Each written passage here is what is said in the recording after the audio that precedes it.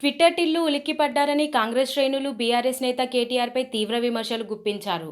బొగ్గు గనుల వేలంపై మాజీ మంత్రి కేటీఆర్, బీజేపీ, కాంగ్రెస్ పార్టీలను విమర్శించిన సంగతి తెలిసిందే. సింగరేణి వేలంపాటపై ముఖ్యమంత్రి రేవంత్ రెడ్డి వ్యతిరేకత ఎందుకు మాయమైందన్నారు. 2021 డిసెంబర్ 11 నాడు కోల్ బ్లాక్ కేటాయించాడని రేవంత్ రెడ్డి డిమాండ్ చేశారని గుర్తు చేశారు. నేడు ముఖ్యమంత్రిగా రేవంత్ రెడ్డి వేలంపాటలో పాల్గొంటున్నారనే మాట చెబుతున్నారని ప్రశ్నించారు.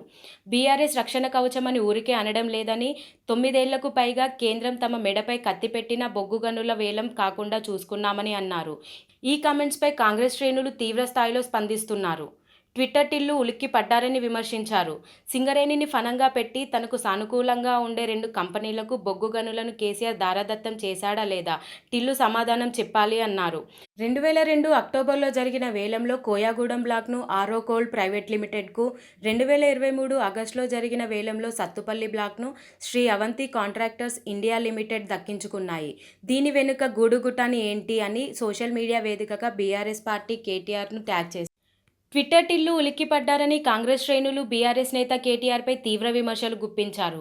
బొగ్గు గనుల వేలంపై మాజీ మంత్రి కేటీఆర్, బీజేపీ, కాంగ్రెస్ పార్టీలను విమర్శించిన సంగతి తెలిసిందే.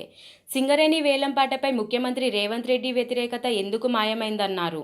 2021 డిసెంబర్ 11 నాడు కోల్ బ్లాక్ కేటాయించాడని రేవంత్ రెడ్డి డిమాండ్ చేశారని గుర్తు చేశారు.